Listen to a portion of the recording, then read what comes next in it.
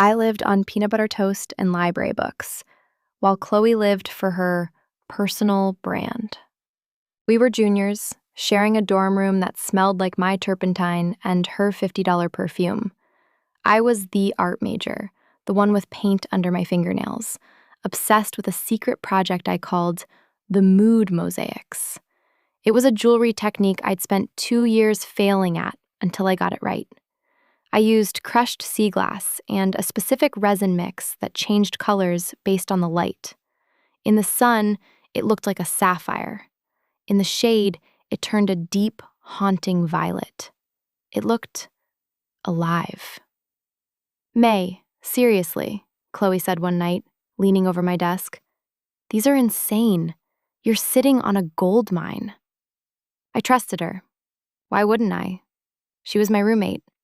I let her take aesthetic photos for her business class, and I even showed her my notebook, the one where I'd spent months mapping out the exact suppliers and the secret sauce ratio for the resin. "Don't show anyone yet," I told her. My voice was actually shaking. "I'm launching my shop next month. This is my entire future." She squeezed my hand. "Your secret is safe with me, babe." 2 weeks later, I woke up to a notification that felt like a physical blow to the chest. Chloe had tagged me. When I clicked, my heart literally stopped. It was a high-production video. There was Chloe, standing in a sun-drenched studio, draped in my jewelry. "So excited to finally announce Vance Velvet, my handcrafted jewelry line," the caption read. "I've spent years perfecting this secret technique. Shop the collection now." She hadn't just stolen the idea. She'd used my notebook to find my suppliers and placed a massive bulk order before I even had the deposit for my first shipment. She used her 50,000 followers to sell out her entire first drop in 3 hours. I confronted her that night. I was crying. She wasn't even looking at me. "Look, May," she said, finally tossing a $100 bill onto my bed like I was a waitress. "Ideas are free. Execution is what matters. Think of that as a consultancy fee. Now, if you'll excuse me, I have a pop-up shop to prep for." I didn't cry after that. I just sat on my bed and opened my notebook to the very last page. The page Chloe hadn't photographed. See, Chloe was right about one thing. She wasn't an artist. She was a boss babe who skipped the boring parts. My resin mixture was beautiful, but it was temperamental. If it wasn't cured under a specific UV frequency for exactly 48 hours, it stayed stable for about 30 days. And then it started to react to body heat. It didn't just change color. It turned into a sticky, neon green goo that smelled like a dumpster in the middle of July. I knew Chloe had rushed the production to beat me to market. I knew she'd hired a cheap assembly team to churn out thousands of pieces in days. I didn't stop her. The grand launch party was held at the Student Union. It was packed. Local news cameras were there to interview the Student Entrepreneur of the Year.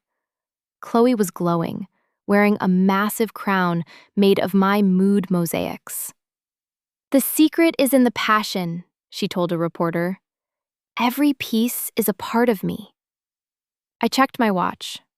It had been exactly 31 days since her first shipment went out, and the room was hot, really hot.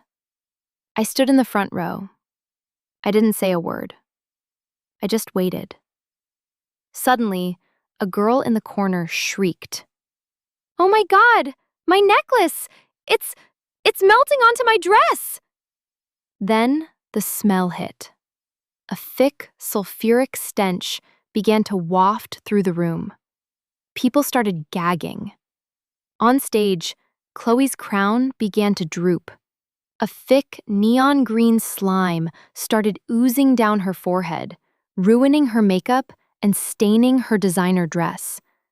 It looked like she was being slimed on a 90s TV show.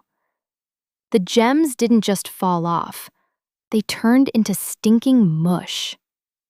"It's an allergic reaction!" Chloe screamed, clawing at her neck as the green goo smeared across her skin.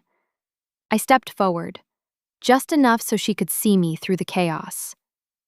"I do," I said. My voice was perfectly calm. "You skipped the curing process, Chloe. You can't execute an idea if you don't actually understand the craft." The Vance Velvet launch became the biggest viral fail of the year. Thousands of customers demanded refunds for ruined clothes and stained skin. Since she'd spent all her seed money on the party and her vanity, she went into massive debt overnight.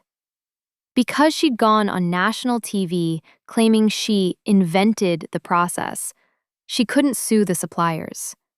She was legally responsible for every single stink bomb necklace she sold. A week later, I launched my shop.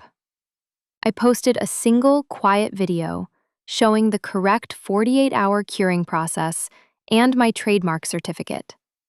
I called the collection The Real Deal. It sold out in 10 minutes. Chloe is still paying off the refunds.